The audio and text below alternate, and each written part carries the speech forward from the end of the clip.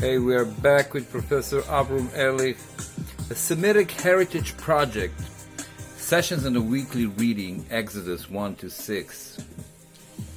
We're between the most dramatic stages of the biblical story.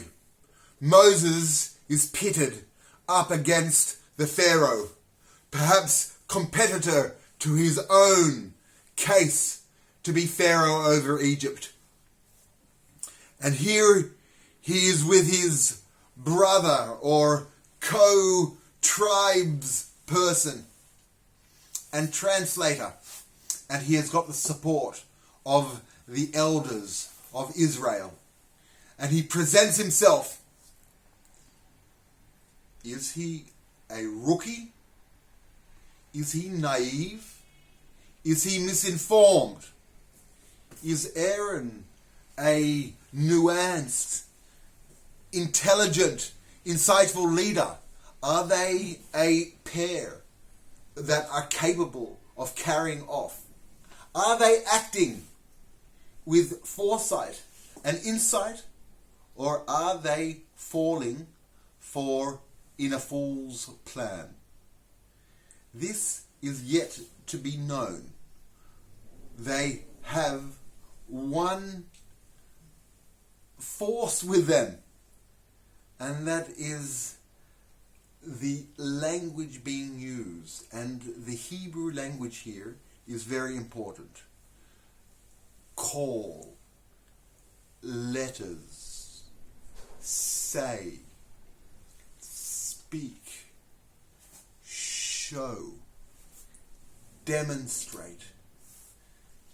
And what is happening here is fascinating, because the presentation of Moses and Aaron to Pharaoh starts off in the first and second lines is a lie. It is a deceit. It is not true.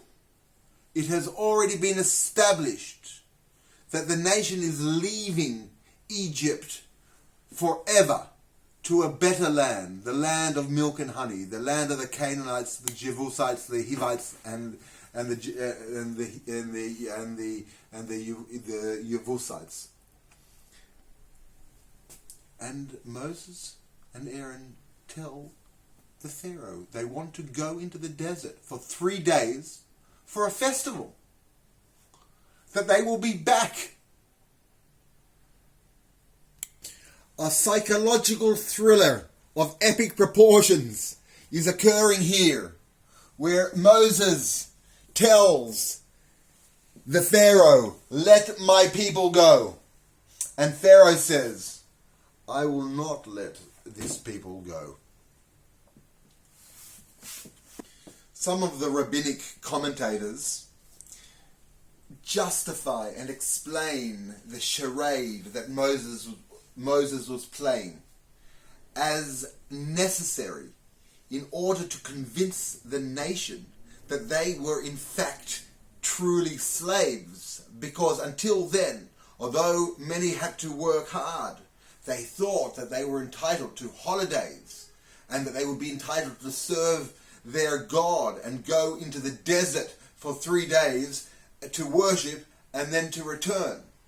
And this critical point, where it was demonstrated that in fact they would not be allowed even to celebrate 3 days in the desert and return, that was a demonstration and a critical point in pulling not only the elders of the nation, but the parties and classes within it.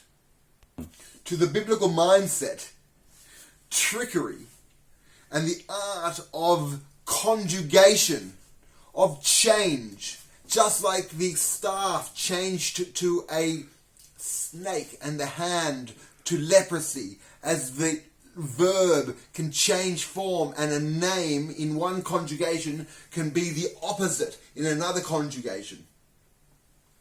The ability to trick and to take on form is a necessary part of the complexity which is created in grammar and in sentences and in law. And that entire system of complexity of behavior, not only complexity of behavior, but complexity of devious behavior, not only of devious behavior, complexity of oppressive behavior, and the behavior of advantage and utilization, which was expressed and reverberated in the powers of Egypt. These were going to be offset with a series of other compensatory coordinates of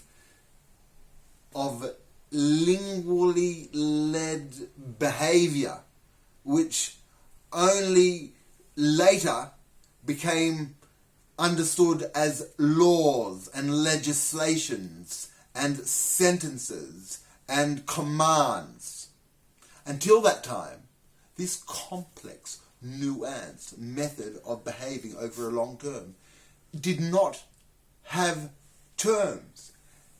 Pictograms were not capable of incorporating spatial coordinates and behavioral coordinates in complex superpositions.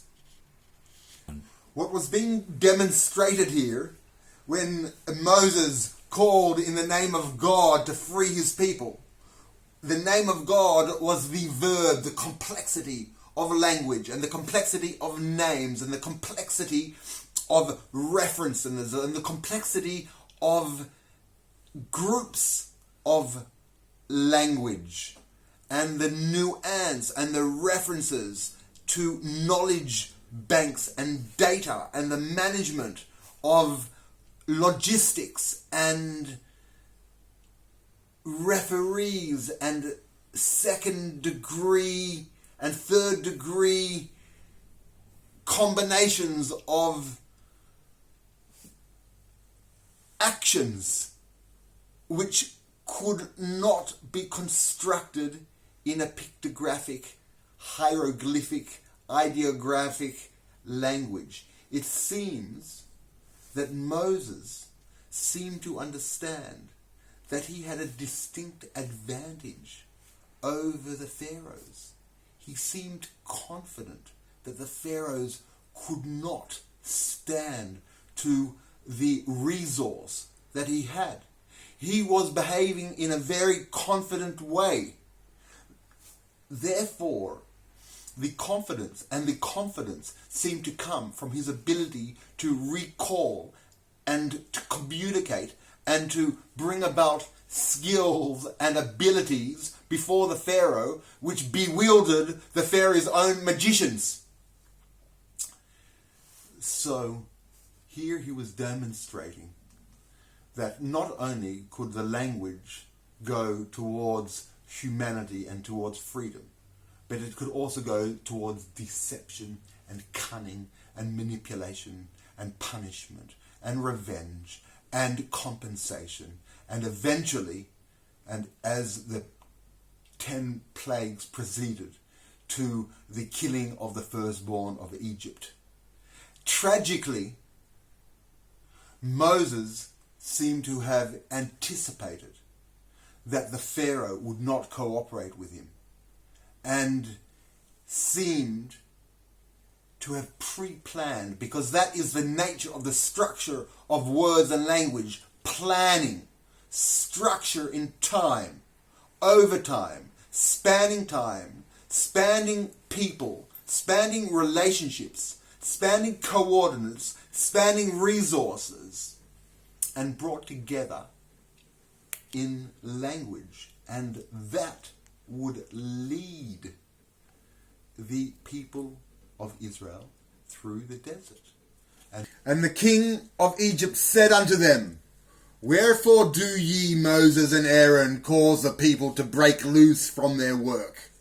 Get thine to your burdens, was the answer of the Pharaoh.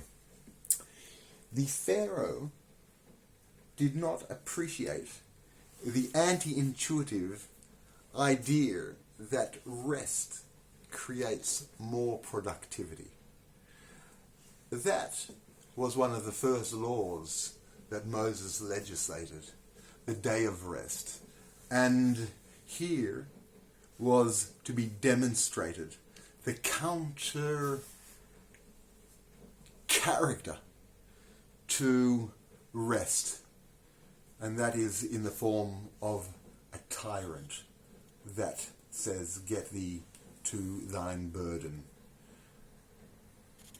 And the rest of this chapter is very bad news for the hopeful Israelites, and everything goes bad. Every sentence is burden and officers and taskmasters and straw to make bricks and to diminish and lying and more straw and diminished and stubble and to fulfill your daily work task.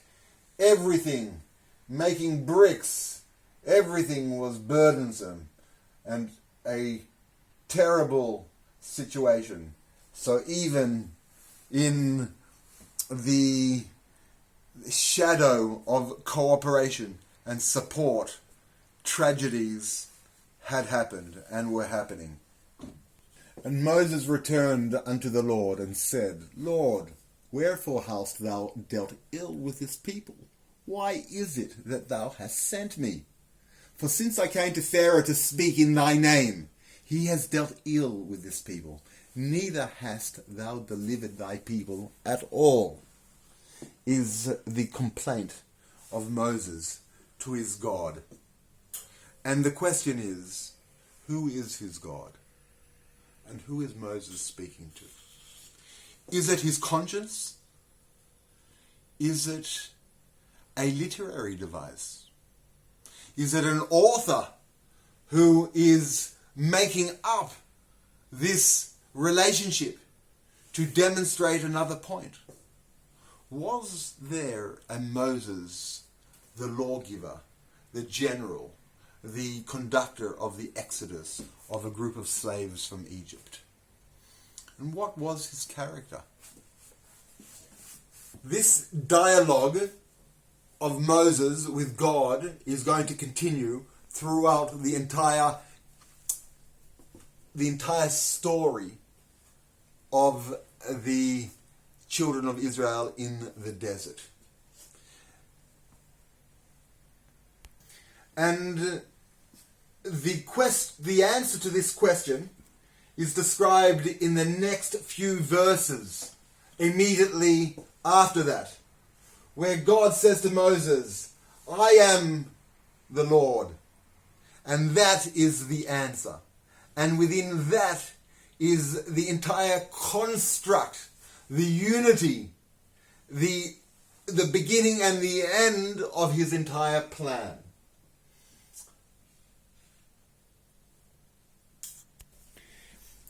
This statement, "I am God," refers to the two names of God, the tetragrammaton, Yud, Hey, Vav, Hey, and the term for the collective pantheon of the Canaanite gods, Elohim. Or they say Elohei, the gods of Abraham, Isaac and Jacob.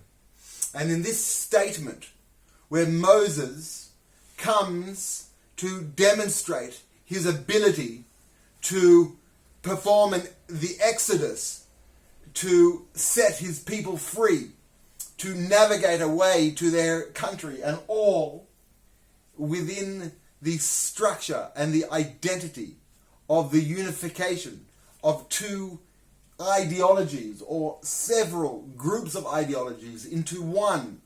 That formula, that ideological platform is being stated here in the form of "I am the Lord." And in the next chapter, or in the next session, we will discuss exactly the constructs of this unity of ideologies between this name of God, the Yud, Hey, and Vav Hey, and the other names for God. And this will be a subject for other sessions. And here we conclude chapter 6 of the Sidra of Shemot.